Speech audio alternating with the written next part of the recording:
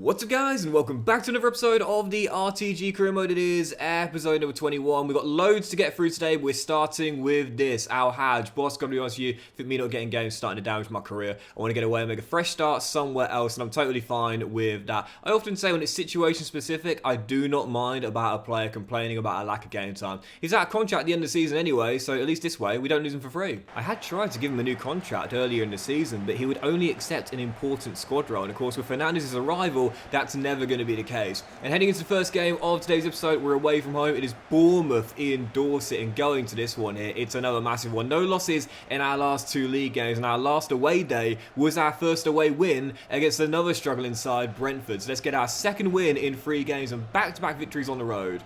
Come on, the Pilgrims. Sanko starting up top again in this game. I like him. I like him a lot. I mean, Kante hasn't scored in 6 games, I think, now. But for Sanko, I think he's got 4 goals in all competitions all season long, as Enisu now gets the first goal this afternoon.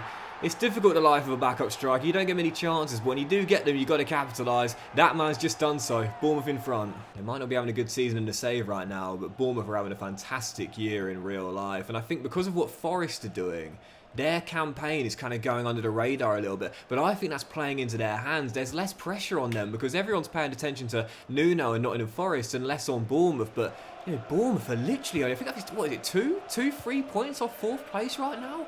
All I'm saying is this: don't rule them out as a dark horse for Champions League football next year. Everyone's talking about Forest. Keep your eyes on Bournemouth. I'm not saying they're going to make it, but they've certainly got a chance. If they keep this form up, yes! Sanko gets his start, takes his chance, Plymouth level it. Yes, to Fernandez, 6 on the clock. Is there going to be a late winner in a game of very few chances, but both taken? Whitaker steps into the centre circle and finds Torok.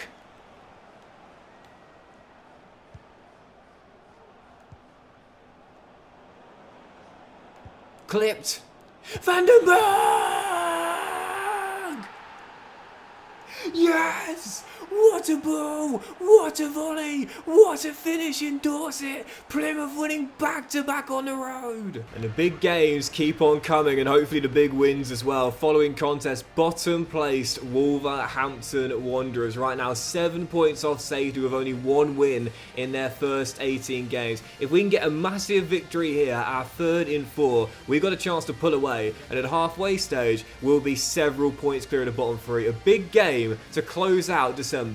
Come on, the Pilgrims. Wow, shocking game this. Absolutely shocking game. We might have had 2 wins in our last 3 games. I don't think it's going to become 3 in 4 unless we can get a late chance to win it. It's been an awful game. I've brought Kante off the bench, who's really struggled in this run.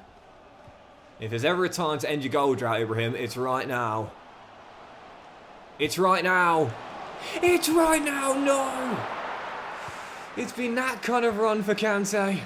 Last season he buries that full of confidence. This year doubting himself. Denied. Bigger picture though, no losses in our last 4 games. 8 points taken from a possible 12 and still outside the bottom 3. This has still been a really good run. I really need more from the King though. Only 3 goals in 17 and an assist as well. He struggled to adapt to life in the top tier. He had a nice mini run at the start of the season, but yeah, no goals in 7 I think now. He's going to need to pick that up, especially knowing that Sanko, the lad behind him, has got a much better goal to game ratio. And I'll be honest here, I'm preferring him right now, hence why he started 3 of our last 4 games. Right, January is here. One of my youth players is unsettled, so I've given him a pro deal. But now let's do the next 3 scouting updates. Where from England, we are going to continue scouting these 5 players for now. And from Suriname, we'll keep on scouting these 4 players here. And I must say, I'm finding some decent players from Tonga. For now, we'll keep scouting these 4 though and see how they look after another month. Right, so Al Hajj has gone. One of the OGs from the Plymouth team. I didn't want to lose him. I wanted to sign him to an extension. We'd only accept an important squad role. But that's never going to happen now that Mateus Fernandes has come in and looks so good. Our budget up to 7 mil. We'll definitely look to reinvest that in January and make 1 or 2 more signings in this window. But for the following game, heading into this one, it is a massive one. It's the Cherries once again in the reverse fixture as we take on Andoni's side right now just above the bottom 3. No losses in 4. Let's make it no defeats in 5 and 3 wins in 5 as well. Come on, the Pilgrims. So second half underway. It's been an awful game. Absolutely awful game. And once again, it looks as though Kante might fire a blank and The temptation to loan him out is strong because clearly it's a confidence issue. This guy last year showed just how good he is, but as Conor Hazard beats that shot away, in the top tier, he's just not able to replicate the kind of form he showed the past 2 seasons. I honestly think with the way that Sanko's played, best thing to do, loan him out. Loan out the king. Let him go and get the goals elsewhere. And then bring him back when he's got some confidence. And that is not what I want to see either. Whittaker stays down. And that might be an ACL. That's the last thing we need. Yeah, he needs a loan, I think, Kante. He needs to get his confidence back. Because at the moment, he just can't score. And... oh, what a ball that is.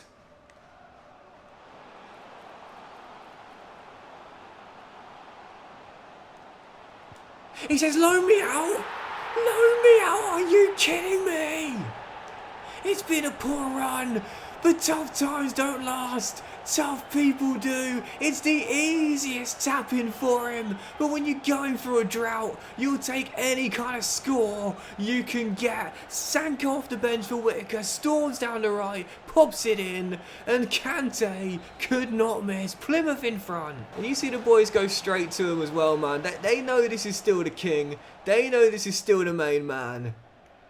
And I love that. You know, when a player's really struggling and they finally get a goal. It reminds me when Torres finally scored for Chelsea. Do you remember that? I'm showing my age a bit here, I know. But do you remember when Torres joined Chelsea? And he went like 10 games or something and couldn't get a goal. And when he finally got one against, I want to say West Ham, it was a really scrappy goal. And the reason I remember it is because the ball got held up by a puddle on the pitch. But he finally scored and he got mobbed. That's how Kante must feel right now, man. No one's happier for a player in a barren run of form to end the goal drought than the teammates. Hazard with a save, I think that's going to do it. Plymouth win again, 3-5, and this is an amazing run. But there was a big negative that we forgot all about. Morgan Whittaker's injury was indeed the ACL, which rules him out for the rest of the season. He hasn't scored a single goal all year long in the league, though. And he doesn't get me that many goals, to be fair. But with our small squad, it's still a massive blow, especially with him being the captain as well. So we need to make a signing today,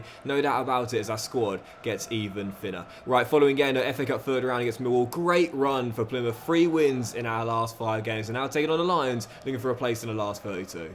Come on, the Pilgrims. Whilst we might have sold our Hadj for a minimal fee, we still only have around 7 million in the budget. So to replace Whittaker, once again, we're probably going to be limited to freebies, which is frustrating, but it does add to the challenge, and I quite like it. And to be fair, when you look at some of the free transfers we've made, I mean, there's one making a tackle there, Josh Time, and he's been solid when he's played. O'Brien's had a good season under the radar, and Yambe's came in and tightened up our back line. Tariq Lamptey is our starting right back now. There's Farrugia. I mean, all of them are freebies. And of course, the best of the bunch, the man on the ball, Davy van den Berg. So we might be reliant on freebies again, but our track record so far is pretty solid. There's Farrugia. Gets an assist to another freebie. It's all free at Plymouth. And I don't mind one bit. This team of misfits on course for 4 wins in 6. One man's trash, another man's treasure. Yeah, it's a save idea I've had for a long time now called one man's trash, another man's treasure, where basically I can only sign players on free agents or that are transfer listed. I think that'd be a cool challenge, that. And to be fair, it feels like I'm already doing it with this Plymouth team, because the amount of players that we've picked up and started this game that were signed on a free is crazy. And 2 of them linked up for the goal as well. In the end, it's the only one we got, but it's the only one we need. It's 4 wins in 6 for the Pilgrims, and we're into the last 32. And it's going to be another EFL side in the following round. Derby County coming to Devon, but turning matters back to the Premier League, heading into this one. Following contest, West Ham away, right now 6 points clear of the bottom 3, and a chance to pull away if we can pick up our 3rd straight win away from home in the Premier League. West Ham away in the capital.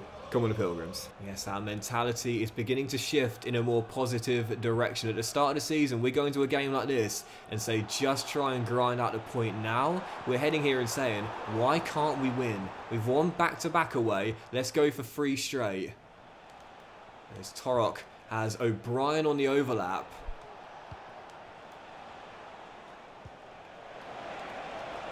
Fernandez! And when this man's in the team, we've always got a chance. Club record signing, the difference maker, Plymouth lead. There's not many times during a season that a poor team will go on a winning run. So when you're on one, you've got to make sure you keep it going, man. Don't you dare slow down. Kudus with Blackburn on his heels. Can't deny the inside pass. There's Gonzalo Ramos. Just couldn't hold on. Still, we'll take it. We'll take it. You got to realise, man, we are the weakest team in the division and we're still unbeaten. Yes, 2 points dropped right at the end, but come on, bigger picture. It's still been a great unbeaten run and our away form is definitely picking up. I'll have that. Right, let's do 2 or 3 more and try and keep the unbeaten run going. Going to be tough to do it here, though, following game back in Devon, but Newcastle United making a long trip down the Tyneside to come and face us at Home Park. We're 4 points off the bottom 3, but there's a real cluster of teams right now forming around 18th place. If we want to get away from there, we need to get back to winning ways. Let's do so here. Come on, the Pilgrims. Need to go before the break. Still tied at 0-0. Not a great first half this. Keeping Newcastle at bay, but with their fantastic attack, oh, it's going to be hard to do so for the entire game, especially when Miggy Almiron starts doing stuff like that. What a wonderful bit of dribbling and the finish to match. Miggy Almiron, oh, skips away from Josh Tyman. You know those sort of confidence players that sometimes they just can't do anything, but when they feel good about themselves, they show you just how good they are. Quentin Timber with a dagger, and that will do it. It might have been 1-0 for a while, but it hasn't felt like that. I've not been in the game whatsoever. Unbeaten run coming to an end. Newcastle leaving with all 3 points. Yep, let's do 2 more and see if we can get back to winning ways following contest staying in Devon, now taking on Crystal Palace. Now the gap at the bottom has been cut to just 3 points between us and Leeds United. We've got the game in hand though. Win this and we can get a nice little cushion that could possibly take us up to 14th place. Following game, penultimate one, Palace at home. Come on, the Pilgrims. Kante, of course, might have ended his goal drought recently, but as we said, you know, he's not had a great season. And granted, when you've got like a favourite player in the team, it's hard to drop them, but sometimes you got to do it. You got to do it for the good of the team, man. We love Ibrahim, but listen, I'd love Premier League safety a lot more. Van den Berg, oh, just wide. That's a ball, it's a ball, it's a ball. That's an even better ball. Cesar Huerta, the Mexican. Rolls it back, shot blocked, and a rebound. How on earth has he just got through there? You know those moments where you press a button, but it's not for an offensive move, but a defensive move? I'm trying to lob past the ball away, and my player goes for a slide tackle because it was deemed we didn't have possession. That is so frustrating. I did not realise I was so far away from the ball with Obispo there. My depth perception let me down big time. Palace with the win. Back-to-back losses at home. No goals in our last 2. No wins in our last 3. Plymouth starting to struggle. And as things stand, only just above the relegation zone. Let's do one more and we'll end on that. And it is a massive one to end on as well. 15 games to go. We're only 3 points off the bottom 3. And Wolves have risen from the dead in recent weeks to now cut the gap on us to 5 when they looked dead and buried not so long ago. A huge clash away at Molineux, our final game today. Let's return to winning ways and get a massive victory in the basement battle. Come on, the Pilgrims. We might have been above the bottom 3 for a while now, but these are the sort of games which are...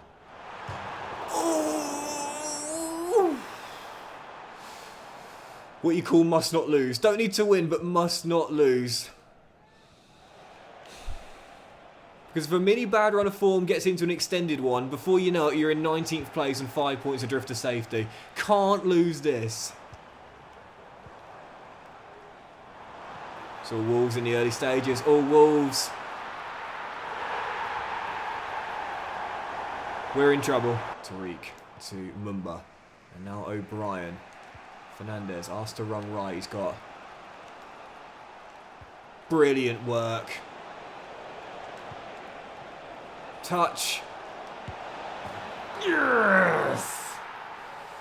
King Kante taking the armband today. Doing what a leader needs to do. Drags us back on level terms. Yeah, with Whittaker down, as Darko does well there, I'm kind of rotating the armband a little bit. You might have seen recently it's been Mumba, it's been Obispo, now it's Kante. Van den Berg will probably get to wear it next as well. And I like to do that as well, like when I haven't got like an official like vice captain, I always recommend this as well. Make a captain and a vice captain in your team because it adds to the realism and the immersion too. But when I haven't got like an official registered one, like someone I know in my mind, share it around. Share it around and see who fits the leadership role the best. Kante doing what a leader needs to do there. And he might get a second. Kante! King Kante with 2 in 37 minutes, turning the game on its head. Plymouth lead. Tark to Fernandez, across to O'Brien. Kante's on for a hat-trick in this game here. His best performance of the season so far, surely.